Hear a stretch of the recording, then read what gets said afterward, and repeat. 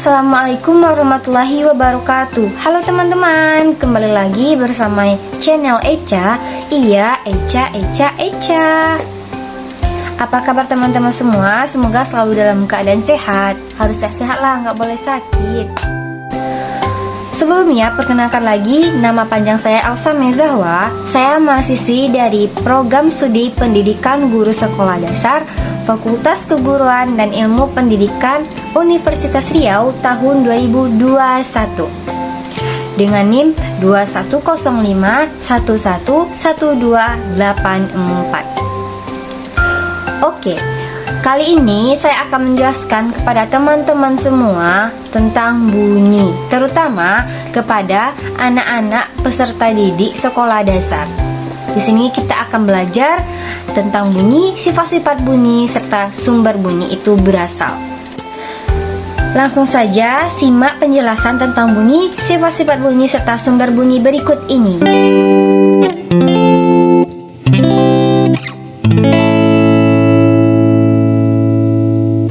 Teman-teman pasti tahu tentang bunyi karena bunyi itu seringkali kita dengar di kehidupan sehari-hari kita. Definisi dari bunyi itu adalah energi yang muncul dari getaran di udara yang dihasilkan oleh benda-benda yang ada di kehidupan sehari-hari ataupun hal-hal yang kadang makhluk hidup itu hasilkan. Contoh benda-benda yang menghasilkan bunyi tersebut seperti handphone yang sering kita gunakan untuk berkomunikasi, mendengarkan musik, lonceng yang digunakan pada zaman dahulu ataupun pada zaman sekarang untuk bel masuk kelas di sekolah-sekolah, dan gitar yang kita gunakan untuk bermain musik, dan banyak musik-musik ataupun benda lainnya. Bunyi juga memiliki sifat-sifat tertentu. Sifat pertama dari bunyi yaitu bunyi merambat melalui benda padat, gas, dan cair. Contoh bunyi yang merambat melalui benda padat itu seperti kita hubungkan dua kaleng dengan satu benda atau kita hubungkan dua kaleng dengan tali. Biasanya benda ini digunakan orang zaman dahulu untuk berkomunikasi, seperti pada gambar berikut ini. Yang kedua, bunyi merambat melalui gas. Maksudnya, pada saat kita berkomunikasi atau berbicara dengan teman kita, bunyi yang dihasilkan itu disebut dengan bunyi yang merambat melalui gas. Yang ketiga, yaitu bunyi yang merambat melalui benda cair. Contohnya, pada saat kita adu dua batu di dalam air, maka kita akan mendengarkan suara ataupun getaran yang dihasilkan dari dua batu tersebut. Sifat kedua dari bunyi yaitu bunyi yang menyerap.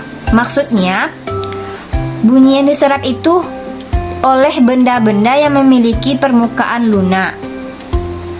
Contoh benda itu seperti kertas, kain, dan busa. Bunyi itu diserap agar pada saat kita mendengarkan bunyi ataupun suara itu tidak memiliki sifat kerdam. Apakah teman-teman tahu apa itu sifat kerdam? Nah, sifat kerdam itu adalah di mana bunyi yang keluar bersamaan dengan bunyi aslinya, sehingga kita tidak dapat mendengarkan bunyi itu dengan baik. Contohnya pada saat kita berada di bioskop, kita melihat banyak benda-benda yang memiliki permukaan yang lunak. Itu semua agar suara yang dikeluarkan dari film bioskop itu tidak memiliki sifat kerdam, sehingga kita dapat mendengarkan suara itu dengan baik dan jelas. Yang ketiga, sifat dari bunyi itu adalah bunyi pantul. Maksudnya itu bunyi yang dihasilkan dari suatu benda, tetapi terkadang juga tidak dapat diterima oleh benda yang tidak memiliki sifat atau permukaan yang lunak. Contoh bendanya itu seperti dinding, botol, dan banyak lainnya. Sehingga saat kita mengeluarkan bunyi itu akan memantul dan tidak diserap oleh benda tersebut.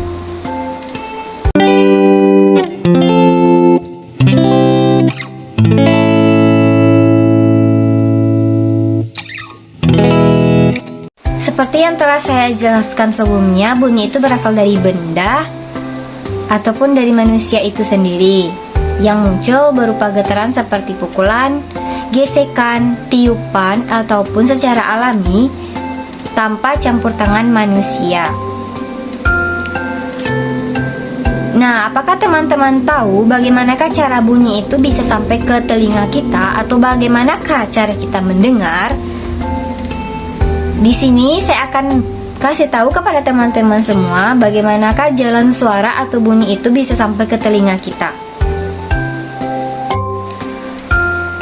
Bunyi itu bergetar di udara dan ditangkap oleh gendang telinga kita, dan nantinya dari gendang telinga kita itu akan disalurkan oleh tulang-tulang telinga ke saraf ujung dan disampaikan ke otak kita. Disitulah kita bisa mendengarkan benda-benda ataupun bunyi-bunyi yang ada di sekitar kita.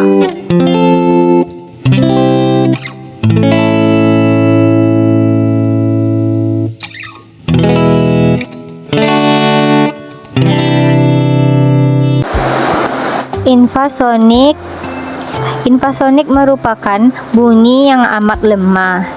Jumlah getaran dari infrasonik ini sekitar 20 getaran per detik. Jadi kita tidak dapat mendengarkan bunyi jenis ini. Hewan yang memiliki bunyi infrasonik ini seperti jangkrik, anjing, angsa, dan lain sebagainya. Audiosonik merupakan jenis bunyi yang bisa kita dengar karena jumlah getarannya sekitar 20 hingga 20.000 getaran per detik. Jadi manusia bisa mendengarkan bunyi tersebut. Ultrasonik merupakan bunyi yang amat kuat dan levelnya di atas audiosonik. Jumlah getaran bunyi ultrasonik tercatat lebih dari 20.000 getaran per detik. Biasanya bunyi ini hewannya tuh contohnya seperti lumba-lumba, kelelawar, yang dimana memiliki jarak jauh dari kita tapi kita dapat mendengarkannya. Cukup sekian penjelasan saya tentang bunyi. Semoga bisa memberikan manfaat serta menambah wawasan kepada teman-teman Echa semua. Saya ucapkan wassalamualaikum warahmatullahi wabarakatuh. See you.